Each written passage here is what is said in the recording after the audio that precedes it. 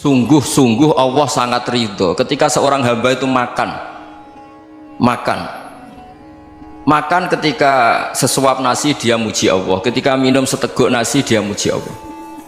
Itu kalau orang diridhoni Allah itu wali betul.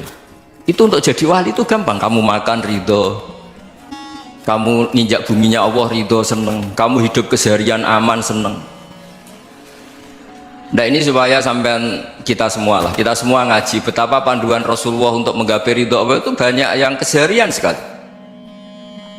Saking kesehariannya banyak dalam hadis dan itu sahih. Nabi menyebut hal-hal yang keseharian. Hatta matas alu fi fimroatika, kamu punya uang kemudian istri kamu bisa makan, itu ibadah. Bahkan sebagian ibadah itu dicontohkan Nabi yang akhirnya diprotes sahabat, yaitu wafi buti ahadikum sodakoh, kamu menggauli istri kamu itu ya sodakoh. Sampai sahabat bilang yang benar ya Rasulullah, ayati ahaduna syahwatahu wa huwa lahu ajrun, masa urusan biologis, urusan syahwat kemudian dia dapat pahala. Nabi menjawab, alai salawadu'aha fi haramin akana alaihi wisrun, bagaimana kalau dia meletakkan ke yang tidak benar, itu kan dosa.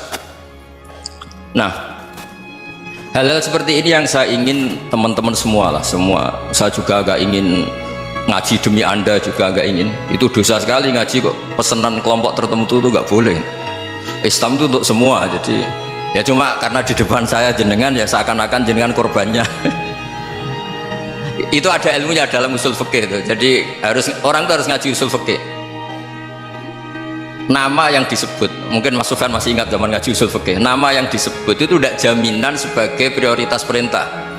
Jadi misalnya gini, kebetulan yang di depan Nabi itu Abu Dzar, Nabi ya bilang, ya Aba Dzarin ini uhibbuka misalnya, atau ya Mu'ad ini uhibbuka, atau ya Aba Hurairah ini uhibbuka misalnya.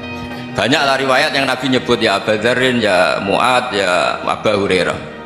Kemudian misalnya Nabi meneruskan khitab, ini uhibbuka, saya mencintai kamu, fakul dubur sholatin, atau sebagian riwayat disebut fala tada'anna dubura kulli sholatin Allahumma inni ala dzikrika wa syukrika wa husni ibadatik. Saya mencintai kamu, siapa saja, Mu'ad bisa, Abu Dzar bisa, siapa, saya mencintai kamu, mohon kalau habis sholat kamu jangan lupa wiridan Allahumma inni ala dzikrika wa syukrika wa husni ibadatik. Ya Allah, tolong kami permudah supaya mudah ingat engkau. Anda tidak bisa mentang-mentang, wong nama saya Parmin, nama saya Purnomo, itu yang diperintahkan Mu'ad misalnya.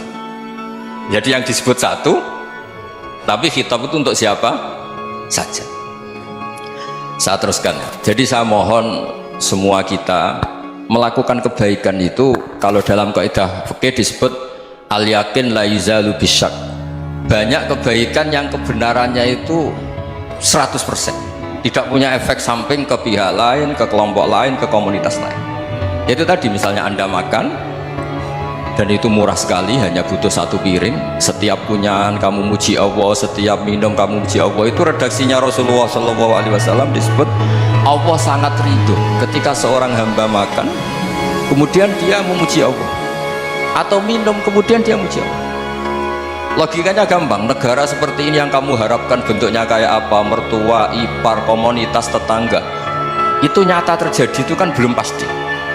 Sementara yang mesti terjadi adalah kamu butuh makan, kalau tidak mati, butuh minum, kalau tidak mati, butuh bumi yang nyaman ditempati, kalau tidak kita juga mati. Sebab itu Allah kalau menyebut nikmatnya itu hal-hal yang keseharian. Alladzi at'amahum min ju'. Allah itu siapa? Allah itu yang menciptakan kamu bisa makan, tidak berlebihan. Allah itu yang menciptakan kondisi sosial itu ideal. Zaman Nabi itu ya ada orang munafik, orang-orang pilihan Allah itu juga diuji orang sekelilingnya yang macam-macam. Semua diuji sesuai konteks zaman dan waktu. Nah, tapi ada ibadah-ibadah yang selalu disarankan Nabi. Sampai Nabi itu pernah ditanya, ayul islami khairun ya Rasulullah, Islam terbaik itu gimana? Jawaban Nabi itu unik, it'amut ta'am, Islam terbaik itu ya makan-makan, jangan santai-santai. Ketika Allah menyebut beberapa kebaikan, falak tahamal aqobah wa ma adrokan apa? Mal aqobah. Terusannya apa? Fakku rokobah. Terusannya apa? Au it'amun fi yaumin di masubah. Ya, itu acara makan-makan itu juga Islam. Kenapa? Ya bayangkan kalau tidak ada makanan kita mati kan? Kondisi sosial tidak ideal tuh Anda masih gak apa-apa, tapi kalau Anda tidak makan, Anda tidak minum, Kamu punya istri cerewet masih bisa hidup, punya mertua cerewet masih bisa hidup, tapi kalau tidak makan bisa mati. Berarti penting mana istri sama makan? Penting mana? Makan. Semoga istri Anda dengar, nanti kamu disuruh makan tapi pulang deh. Itu kalau dibahasakan makan masih memahami. Penting mana nasi satu piring dengan istri? Nggak ada nasi mati, nggak ada istri belum mati. Penting mana? Gak berani jawab kan? Nah, ternyata Anda ada garang kan di depan istri. Jadi saya mohonlah, mungkin Mas Sufyan Sauri tadi yang bisa bantulah teman-teman tuh ngaji yang keseharian saja, karena kita nyari ridha Allah itu berdasar firman Allah, dan firman Allah itu menyebut keseharian tuh riang gampang. Itu tadi misalnya wa min ayatihi manamukum billaili wan nahar, termasuk ayat-ayat Allah itu kamu tidur. Maka dulu itu ada guyonan, ada tokoh Mu'tazilah, kelompok dalam Islam yang berpikir manusia itu bisa menentukan ikhtiarnya sendiri. Karena saya bisa duduk, ingin duduk, duduk, ingin berdiri, berdiri. Karena kelompok ini nggak terima kalau semua kehendak Allah, nanti bagaimana kalau semua kehendak Allah kok ada hisab ya, ada sanksi. Lucunya itu dia akhirnya, ini cerita ya, mencintai seorang perempuan cantik sekali, dan itu dia menjadi ahli sunnah itu oleh hal-hal yang sepele. Karena istrinya cantik, ya namanya suami istri hubungan intim. Terus ditanya, Mas masih ingin lagi? Masih. Silahkan diulang lagi. Wah ya tidak bisa. Katanya manusia bisa menentukan yang diinginkan. Itu tobat itu. Itu nggak bisa ditobatkan Mas Sufyan Ats-Tsauri. Orang cantik yang mudah nobatkan orang itu orang cantik. Segampang itu. Akhirnya kita tahu, makanya kalau dalam kitab hikam itu disebut al-aqil mayakul madza yaf'alu wa hubi wal ghafil mayakul madza af'al.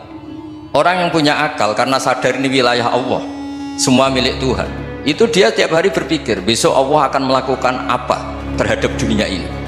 Kamu merencanakan sesuatu, mau plesir ternyata gempa, mau wisata ke Rusia ternyata perang. Kamu tidak pernah tahu apa yang akan terjadi besok. Wa ma tadri nafsum madza taksibu ghadan. Tapi anda semua kita ini sering punya jadwal permanen. Makanya saya kalau diundang siapa saja bisa takdir. Yang jelas Gus ini acara penting. Ya masih acara penting, nak pangeran ngersakno piye? Kok ape dadi pangeran? Kamu kok mau jadi Tuhan? Itu kadang ya kiai. Penting Gus acara ini jenengan harus memastikan bisa. Loh kamu itu yang ngajarin tauhid, sesuatu itu biadillah, kok bilang-bilang apa pasti. Kalau maksa terus tak tobatkan kamu kata saya. Ya kalau gitu Gus bilang insya Allah. Wah itu hati saya, fisik saya, roh saya sudah bilang